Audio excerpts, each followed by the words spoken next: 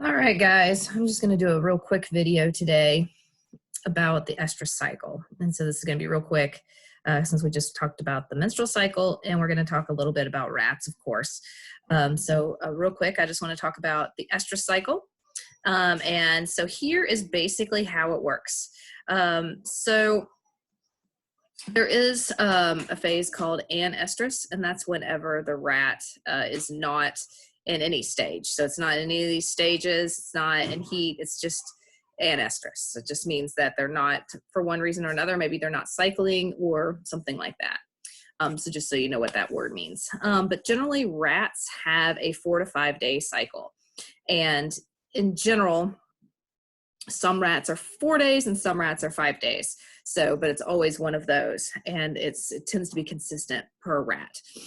So diestrus 1 and 2 is, I would say, probably similar to the luteal phase in humans, and this lasts about 2 days, and then they go into proestrus, and so this would be similar to the follicular phase in humans. So in this phase, it usually lasts maybe about 24 hours or so, and this is whenever their follicles are going to start growing. And this is the same thing happens hormonally in rats as it does in humans. It's just instead of 28 days, it's in this 4 to 5 day cycle. So this is when their follicles will grow. This is whenever estrogen and progesterone levels will increase. And of course, we have the pulsating gonadotropin releasing hormone, which causes the release of luteinizing and follicle stimulating hormones. And then you have the estrus phase, and this is generally 12 to 24 hours. So this is similar to humans, and this is the only time for female rats that they can actually mate. So they are unable to mate before then. And so at this point, this is when the rat will perform lordosis, and this is whenever there is an increase in estrogen. So estradiol will increase, so this is similar to what happens, how you have that increase in estrogen, and then you get the LH surge. The same thing happens for rats to stimulate the estrus phase. So just remember that this does have to work on a pulse. So gonadotropin releasing hormone is pulsating onto the anterior pituitary.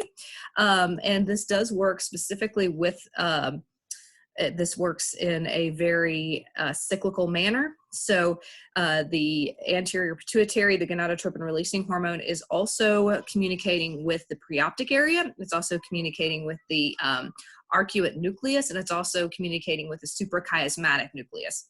So remember from 295, the suprachiasmatic nucleus is the clock, where our biological clock is housed. And so this is transmitting to that suprachiasmatic nucleus to regulate the system so that it is either a 4 day or a 5 day cycle. Again, it depends on the rat and what's happening, but it does sync up through the suprachiasmatic nucleus. Okay, so here's the process of lordosis. This is all outlined by your book. Unlike erections, where you don't need the brain, you do need the brain for lordosis. We talked about the ventral medial nucleus of the hypothalamus being the most important nucleus for females. So this is where sexual behavior is located in the female rat and in female humans as well. It is this nucleus that is important for those sexual behaviors. And so we do need the brain for this. If we take out the ventral medial nucleus, then you will see a vast reduction in lordosis behavior. So you can see here in this picture that we have this neural circuit that works for the rat.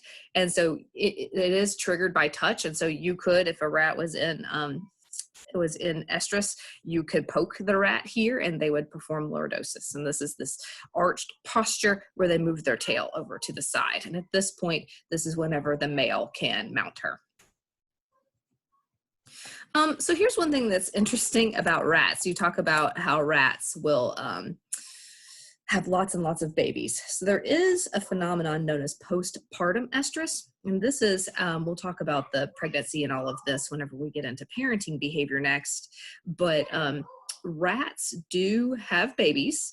And after they have babies, they will ovulate again really quickly, about 3 to 6 hours after they give birth. Ideally, they would become pregnant again at this point, because it takes the rat babies a couple weeks, which is about how long the pregnancy is, and what will happen is that the mother will have the babies, will wean the babies, and then she will be able to have another litter of babies. And so this is ideal in order to pass on her genes, that she would have a litter of babies, she would wean them up, and she would be pregnant again, so that as soon as those babies are gone, she would have more, so she can keep doing this.